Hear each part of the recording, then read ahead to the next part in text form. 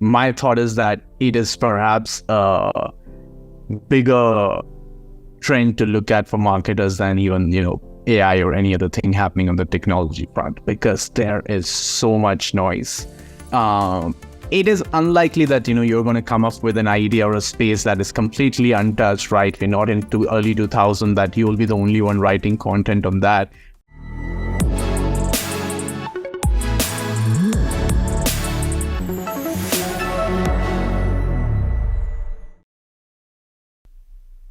Hello, everyone, and welcome to another episode of the SaaS SEO Show. I'm your host, George Hasiotis, and today I'm very happy and excited to be joined by Abhay Singh. Abhay, or AB, is an accidental marketeer and believes the core purpose of marketing now is to generate momentum for the organization. He started his career in management consulting before pivoting to B2B SaaS, and except coding, has perhaps done bits of every other role in SaaS. He geeks out on a lot of things like his copy collection, history books, docuseries, geopolitics, human longevity, and travel. That, all these things are currently holding his attention. We're excited about this. Abhay, welcome to the show. Thank you, George. Thank you for having me. So even though I shared, just a quick overview of like your journey and background, could you please give us a few more details about your journey and what has brought you to Mesh and the position and the role you have today at the company? Yeah, absolutely. Yeah. I think any story I'd say would be completely made up because it's purely by accident. Every role that I've got ever since I graduated, I was planning something and something else ended up happening. You'll not believe my first job was, if anyone knows what a KPO is, knowledge process outsourcing, that's where I started. I lasted maybe 6 months in that job, out of which 2 months was training.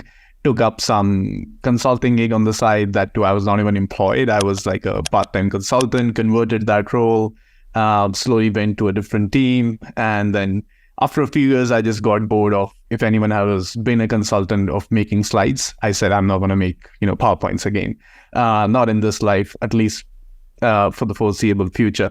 So at that point, I started researching for startups. At that point, I was living in India and the startup boom was there. A bunch of startups had started popping up and I could see it around. My friends were joining some and I said, where can I go and add value? So I came across Mesh. I felt like this is, a industry, a domain that I understand. Maybe I can go in and do some things. So I landed up at Mesh. I rang up the founders. They said, yeah, seems like a decent guy, would come on in. And yeah, I started doing a bunch of things. Did SDR work, AE, did CSM, designed product screens. And after enough ruffle and shuffle, I somehow they felt that marketing was my strongest suite in terms of putting demand generation, content, product marketing, everything together. And so currently I sit out of this role and I do my best to add value every day. Okay. For people who haven't heard of Mesh before, can you please give us a quick blurb what the company is, what products it offers, and who gets the most value out of these products? Yeah, absolutely. I think for most marketers who would be the audience of this show, this is a software perhaps you want to use the least. It's in the human resource industry, so we typically go after CHROs of mid-market enterprises. I think as a function, and marketers would understand, I have a bookmark on my Chrome where I have tools, all the ones bookmarked, and it does not fit into one screen. I have to scroll that many tools that marketers interact with every day. HR is nowhere close, right? They would try, but typically the CEOs will not get the budget or the attention from that perspective. And typically it's boring software laid out poorly, UXs, you wouldn't want to go back to it again. And you want to get in and get out, maybe download your payslip once in a while, put in your performance review. So we wanted to make it more engaging for the end user. And from a system of record keeping, we wanted to be a system of action. So it belongs in the performance management category, but we are trying to sort of redefine the problem in this space, and we call it performance enablement, that this is something that needs to happen on an ongoing basis between the individual and the manager. Work is now much more than just doing tasks. How do you set up goals? How do you frequently have conversations with your managers? How do you make managers better coaches, because you don't get that training, and then help people with their careers? Because some of these macro factors, just before this recording began, George and I were chatting about that. We no longer know what's going to happen in 6 months. Now, who's going to get us through this? You can have the best strategy, the best tech stack, the best investors and whatnot. But at the end of the day, it's your people that are going to get you through. So if the quality of the people, how quickly you can get them to peak performance, and how well you develop the people in-house, they will be able to adjust to different priorities. So making a killer team, perhaps we believe that amongst every other priority is as critical right now. And that is a problem that Mesh is trying to solve. Is performance enablement sort of like something you invented and started using, or is it a thing in the HR world? I'm just asking because I'm not so familiar with HR terms. Interesting one. I think probably the trademark office can help me. I'd love to get the credit, but I think this term has been loosely used before, even though I think it doesn't really belong to, that HubSpot invented inbound marketing, or I don't think the affiliation is that strong. So I think it's there for the taking. And if my SEO results are anything to go by, I think we'll soon take it. So you have more than 3 years working at Mesh. My first question would be, what are the biggest learnings you got from these 3 years regarding Demand Gen? Yeah. So many, right? Probably I would just stop me when you want me to stop speaking. I think perhaps when we all, the founders and when we were initially testing the waters, right? So even if you have capital, we wanted to ensure that we quickly go out and test our hypothesis around the problem, around the product before we build a big elephant that no one is ready to buy. At that point, for me, demand generation was much more one-on-one. So I was literally on a one-on-one basis trying to sort of reach out to companies, and we didn't want to sell the product to them. And I think a lot of founders do this even today. Some do not. Some, straight away want to bring in a VP of sales or a VP of marketing after having 1 or 2 customers in. But we made sure that at least the first 10 to 15 clients we had, we were not greedy. We didn't want to exploit, a lot of budgets. Let's put them into ads. Let's hire 24 BDRs. Because we were in an existing category. It was very easy to, start making 50 dials a day and say, right, do you want to buy a performance management platform? Hey, here's Mesh. So it was slow at first. But once we sort of got towards some initial signs of product market fit, we had paying customers, even with a minimum viable product. At that point, we really doubled the game on demand generation. It is the language of this I always found confusing, because I think everyone sort of defines it in a different way. Demand generation and demand capture, and this is across the funnel, this is pre-funnel. For us, the demand generation is that how many people are now aware about us. That's where we sort of start looking at the results of this function. There's, of course, demand capture teams. We sort of look them in from a BDR perspective. Paid search is a big channel for that, and a bit of that we get from retargeting as well. From a learning perspective, it was very easy 1.5, 2 years back, right? And most early stage companies would relate to it in terms of putting capital in and getting some results out. So even though it was really not efficient, or we could have, maybe look at payback once in a while, or look at CAC once in a while and try and optimize, it was very acceptable at that point to sort of just go in and pump the dollars and get that money in. But we also sort of reacted to the market in the past 1.5 years, and we have shifted to more of educating the 95% of the market that is typically not buying right now, right? So our focus has a lot more changed on original content, expert-led content, and that is what we're trying to put more of our money in. While some degree of sort of 25 to 30%, we still put in demand capture. But we are now at a level where we are, from a cash flow perspective, afford to do that. The business can keep running. But of course, before that, the image was absolutely flipped. 80 to 90% would go into demand capture, because we wanted to get that momentum in, so that, we want to extend our runway from that perspective and ensure that we are not just relying on external capital to fuel that growth. So it's been an interesting flip. And of course, the external environment has fueled a rapid changing of positioning as well. I know that throughout the journey we have had 2-3 slight pivots on our positioning in terms of how we go to the market. But I think that's why I joined the startup, is also to learn quickly, fail quickly. So can't complain.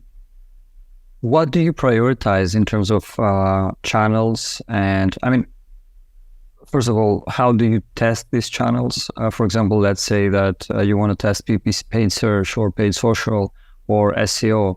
And then how do you think an approach, how do you think about an approach like doubling down and taking the most out of these channels without, burning them out? Yeah. We take an approach where we don't really classify a channel will only generate one sort of an outcome, right? So be it, I think maybe except paid search, where the very clear goal is that it's so expensive, right? I want to pay 100 clicks for someone to come and see my ebook. So that channel is very focused on that. Unless you're searching for X platform, X tool on similar search terms, is our value proposition from a product marketing perspective strong enough to get that click and then get that demo request so that sales can go and have that conversation? But apart from that, most of these channels we look at a campaign level to per se, right? So even when I look at paid social, 60 to 70%, and this works for us, and I think it would work for most of the startups unless you have a very different product. Ours is a platform play, multiple use cases, 25, 30,000 ACV or above that in most cases. So it's not like you're going to click and sign up and buy. It's a process that you won't enjoy running, typically through multi-threading and multiple stakeholders in an organization. So far, it is an awareness play. And because we go after human resource leaders and CEOs, they don't jump onto SaaS calls every week, right? They probably do like 2 in a year. And most of the other time, they're asking an intern on their team, or maybe their manager, or maybe an HRBP to go out, hey, we are using X. Seems to be working. Can you go out and look for alternative? Or, hey, Y, last time we had a leadership meeting. This is the complaint that our head of marketing made from a people perspective. Can we look at a software, that can help us solve this? So paid social, we are very clear that we want it to be an awareness focus. So we look at reach, we look at sort of traffic that we're getting, and we're very happy with it till the point it's the unit economics adds up, right? We look at this spend and we look at that, are we getting enough juice from it? And the same goes for SEO. Because if you're doing any lead capture sort of mechanisms over there where we can potentially try demo signups, we measure that campaign in that way. But if you're writing some overarching pillar page, or we're writing some huge 2024 XYZ report, then we're not really looking at, that's not going to drive pipeline. But we're going to tell everyone that this is what we do. And hopefully when the time is right, they would be engaged with us enough so that when they come back, they'll start looking at it. So that is broadly how we look at channels. And that's how I report back to our CEO as well.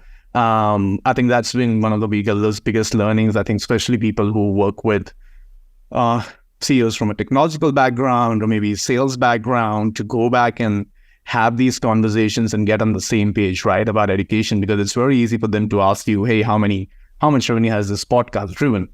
I'm not looking to drive revenue from this podcast. I'm looking to go out in the community and establish our authority, because unless someone has trust in your brand, they're not going to trust you with such a critical business process.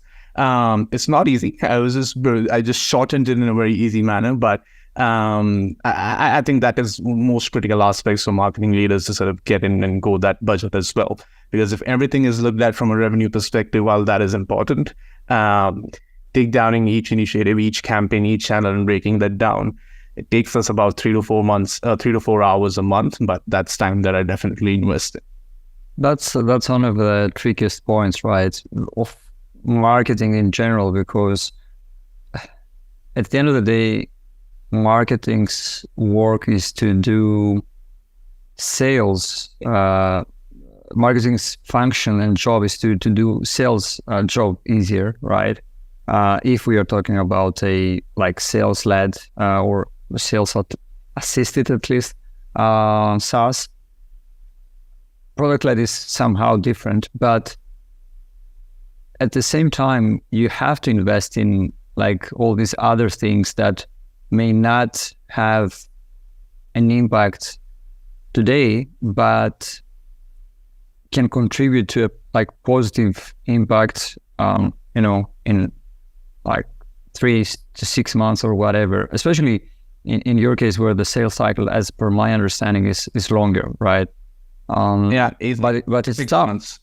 Yeah, but it's tough. I mean, it's tough to communicate that, because because it's difficult, especially for senior management, to see that I can't attach this US dollar spent on X to like Y ROI today, right? It's tough.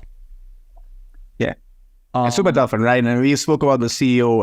Imagine having this conversation with the CFO, right? Who probably has very limited insight from a go-to-market perspective. Hey, you're using this tool for this. How does it add value? Can we remove it? And I think most of your audience would have had this conversation in the past 6 months, right? The CFO would have gone through each line item on your SaaS tech stack and said, what does this do? What does this do? Can we get a cheaper alternative? Can we get this to be going? So yes, tough, but I think must be done, because that's the only way we're going to get a reasonable flywheel going on the revenue side. Otherwise, we can just drive these empty signups and just give those leads to sale. It's not going to work out.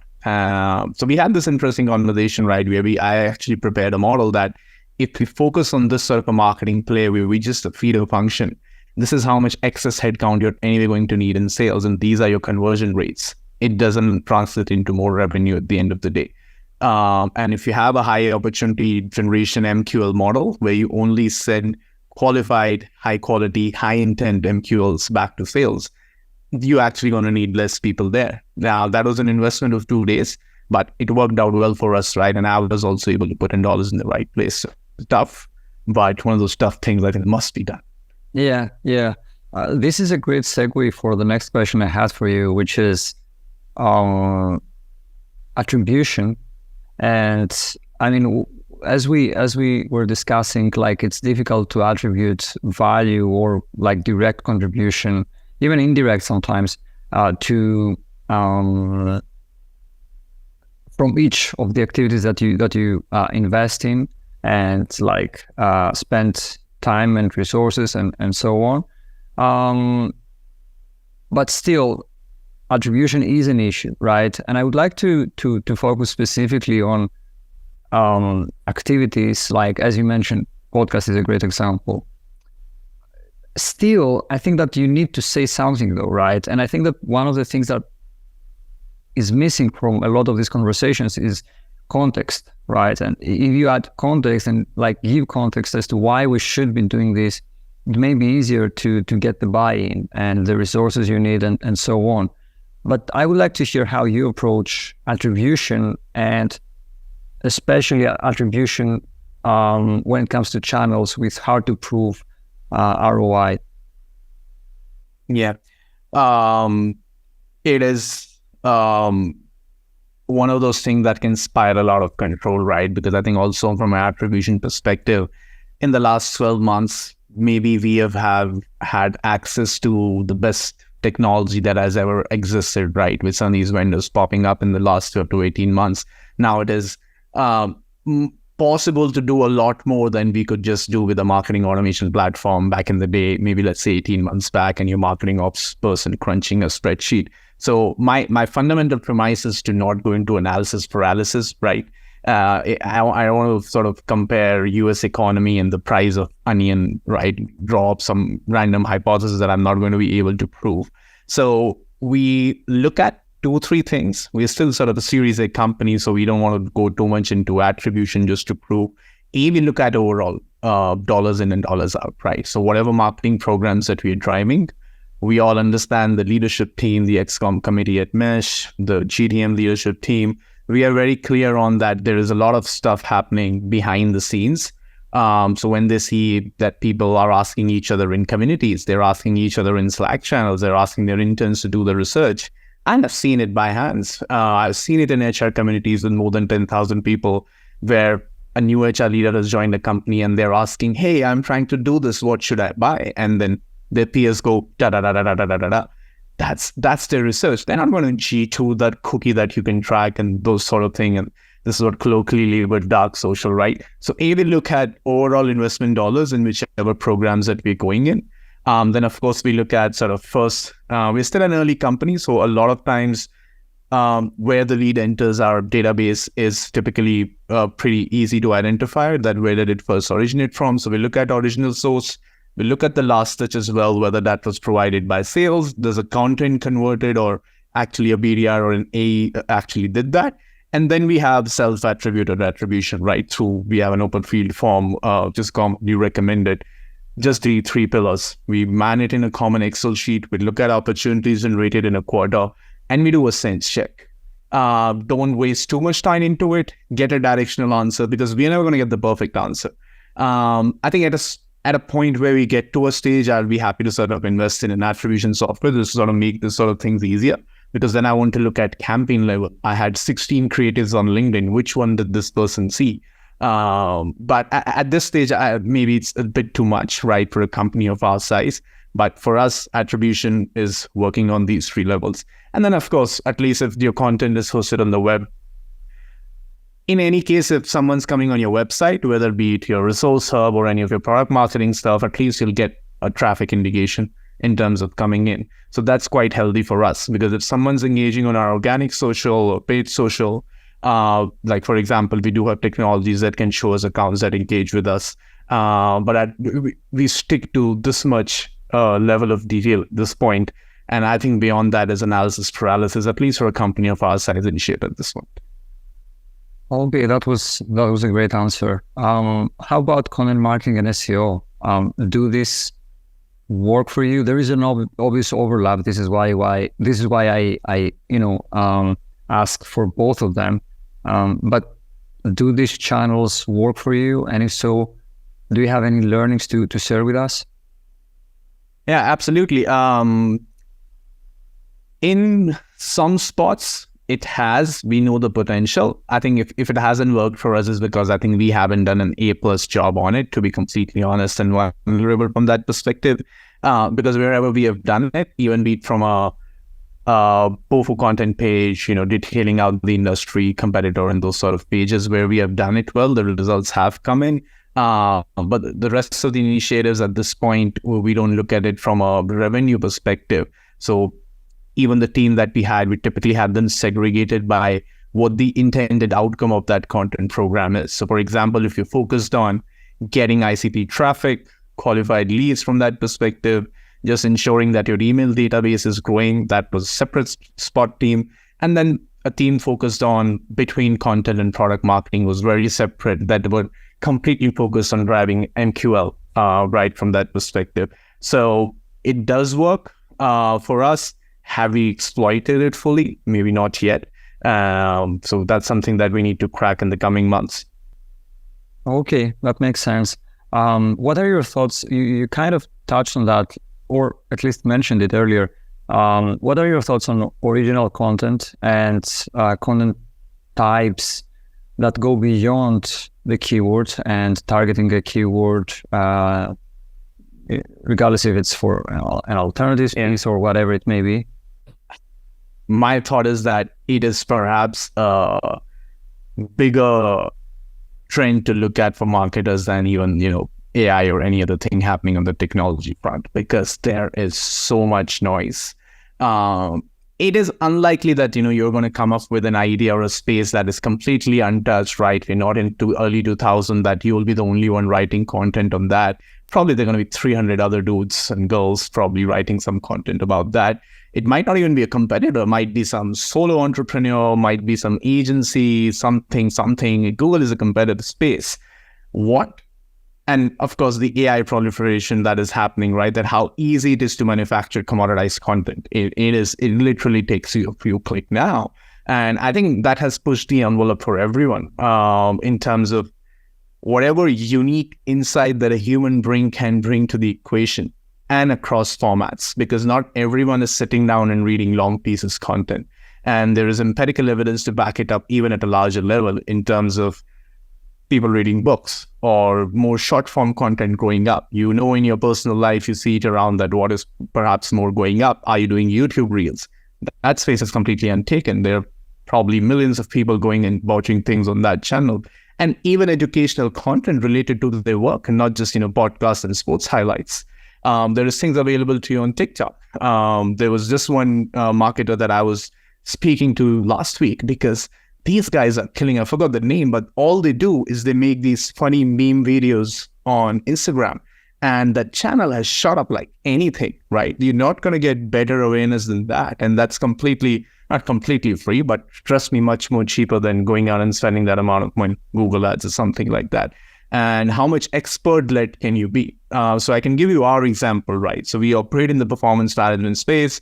It's not a new concept. The fundamentals remain the same, perhaps 100 or more years old. Our ICP persona really needs credibility to whatever they're reading. Yes, you can write some dummy post on any topic and perhaps an intern will read it, will no value add to you. But if I want to attract a HR director of a Fortune 500 or a, Deloitte top 1,000 fastest growing technology firm, you really think that some article that someone put together in 3 hours is going to excite them? They're not, unless you bring that credibility and originality in. So that is a layer we have started to adopt across all our content. And I literally do that outreach. I am sitting on LinkedIn, finding people in companies, experienced CHROs, talent leaders, consultants, people who have done this in the past, authors of books. And we want to bring into content that we have created. And we bring them in early. We record podcasts with them. We do a webinar with them. We invite them to write guest blogs for us. And we ensure that the content that we are creating, it's immediately 10x above anything else anyone will do internally or with the help of an agency, right? Because to get that degree of pedigree is going to be incredibly difficult to compete with. And it's not just user feedback that comes on it, even search engines. So one of the articles that we wrote, we didn't even look at SEO, but for those search terms, within 3 weeks, it was on page 1 and now sort of slowly moving into page 1. And I see that happening for myself. And I've seen that happening for other SaaS companies as well. No keyword research was done for this. It just focused on a quality topic that everyone was talking about in their customer conversation. And they poured in a lot of expert-led original content, multi-format. It helps you all across. You could see my excitement about how long I spoke and my voice would have gone. Yeah, of course. That's interesting. I would like to know the example. I would like to know the name of the company that pushes out great content on Instagram. But I mean, that's very close. What you described is very close to what we think at Minutia. And now we are taking some steps towards this direction by partnering up with experts who essentially, sign off every piece of content before it goes out, before it gets sent to the client. But yeah, I mean, this is a great point. I would like to discuss something that you briefly mentioned, which is generative AI and more specifically ChatGPT. I understand that the direction is different, but have you found any useful use cases for your role or content creation, whatever, any useful use cases? I would say I'm still in an exploration mode, but it has almost become like a buddy of mine that I can immediately go and brainstorm with, right? Because I don't know if other people feel the same. Sometimes I have these hours in a day, right? I can't be productive 8 to 12 hours. It's just thought is there.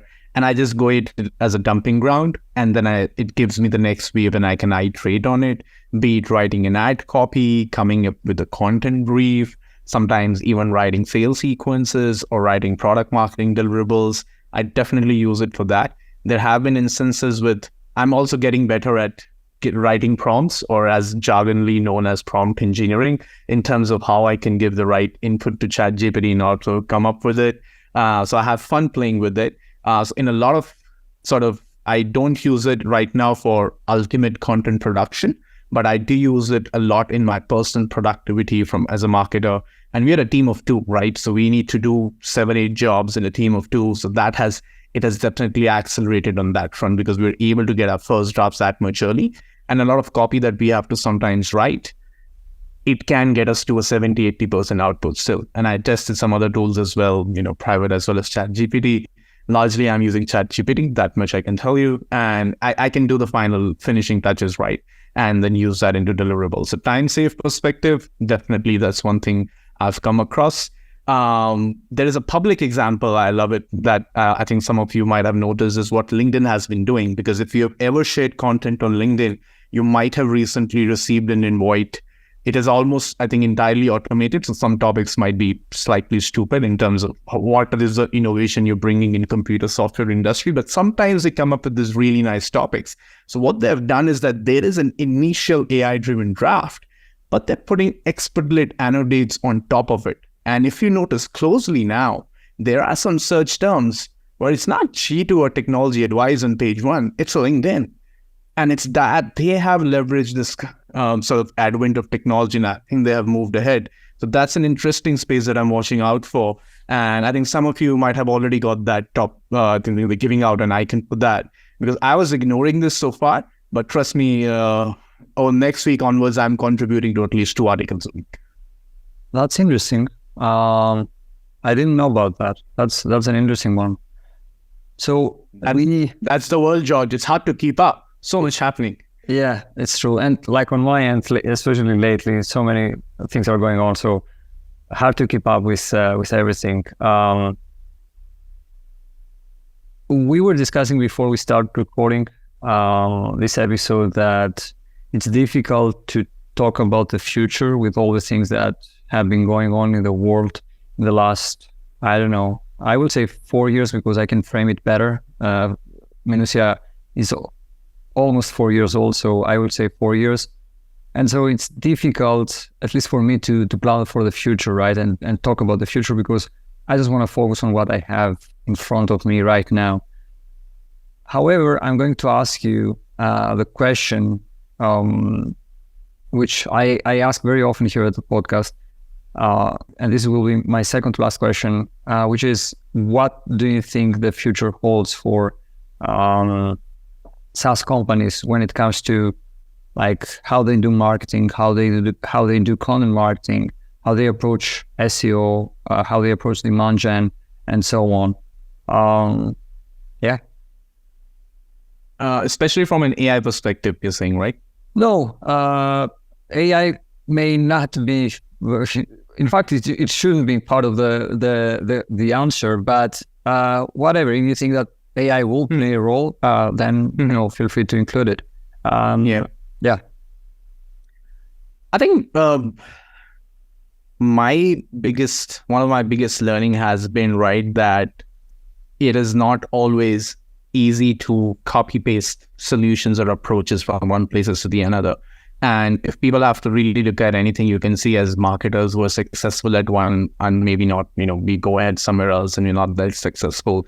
I think how well we understand our core business, what the product is, who do we sell it to, how does that persona or job titles typically behave, those are golden principles that are going to stand the test of time.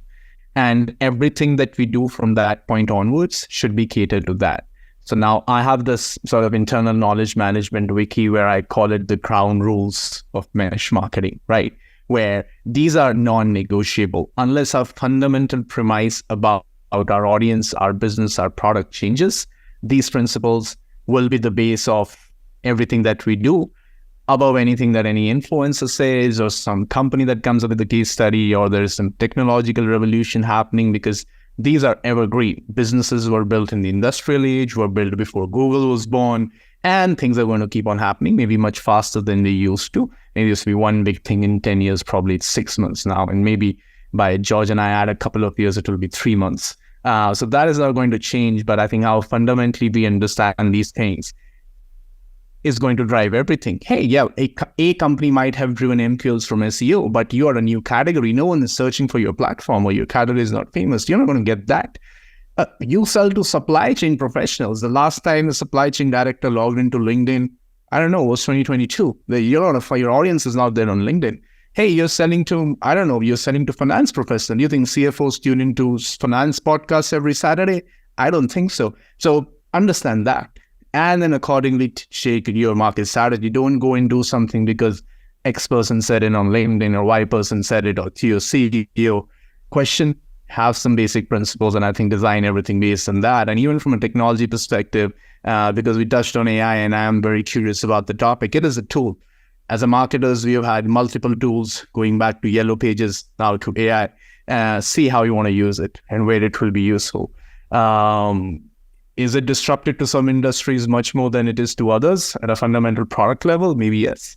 As marketers, yeah, it is. It can perhaps help you in places, but don't spend more time figuring out AI than sort of focusing on priorities. Let the show go on, and don't spend non-disparate amount of time trying to figure out something that you cannot control. So I focus 90% of my time on things that I cannot control, and then I spend 10% on things that I cannot control, but I hope to study them.